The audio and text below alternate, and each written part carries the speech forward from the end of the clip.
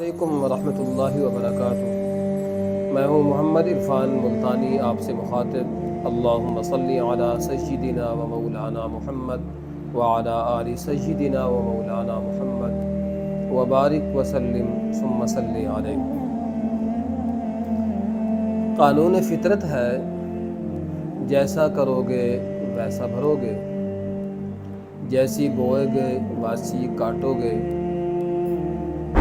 اور جس طرح کی سوچ ہوگی، نیت ہوگی، اسی طرح کا اثر اور نتیجہ مرتب ہوتا ہے۔ کسی کے راستے پہ کانٹے بچھانے سے پہلے سوچ لیا کرو کہ راستے ایک ہوتے ہیں، اور پھر کہیں تمہیں بھی اس کانٹے دار راستے پہ نہ چلنا پڑے۔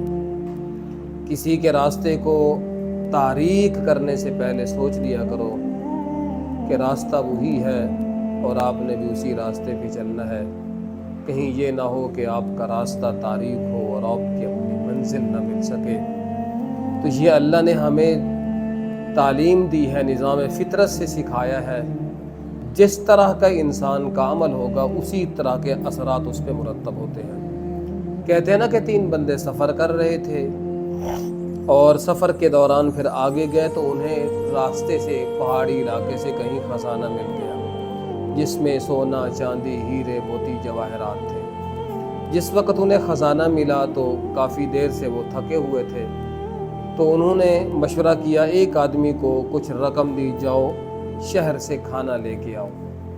اب جس وقت وہ کھانا لینے کے لیے گیا تو اب دونوں جو گروپ تھے ان کی نیتیں بدل گئیں، ارادے بدل گئے، عزائم ان کے بدل گئے۔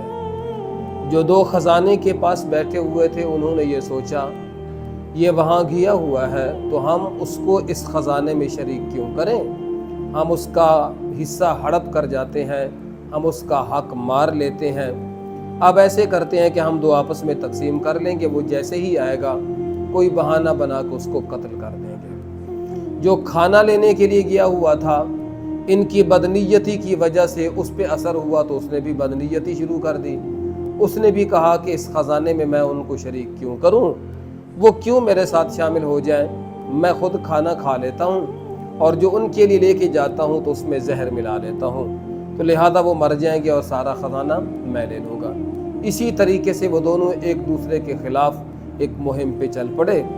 جس وقت وہ کھانا لے کے آیا تو انہوں نے بہانہ بنا کے اسے اپنے راستے سے ہٹا دیا اور اس کا خاتمہ کر دیا، اور اسی طریقے سے وہ آیا تو اس نے کھانا انہیں دیا، یہ قتل کر کے مار کے بیٹھے بھی سکون سے کھانا کھائیں گے۔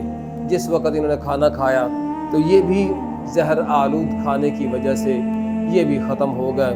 نتیجے کیا نکلا کہ دونوں جو بدنیتی کرنے والے تھے اپنی اپنی بدنیتی کا نتیجہ لے کے دنیا سے چلے گئے اور خزانہ یہیں کا یہیں رہ گیا۔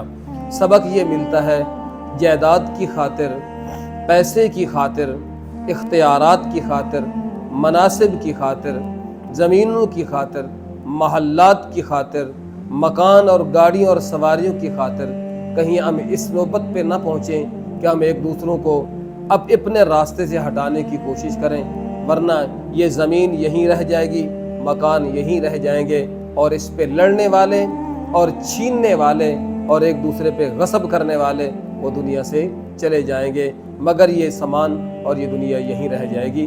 بات اچھی لگی ہے لائک کیجئے، شیئر کیجئے۔ السلام علیکم ورحمۃ اللہ وبرکاتہ۔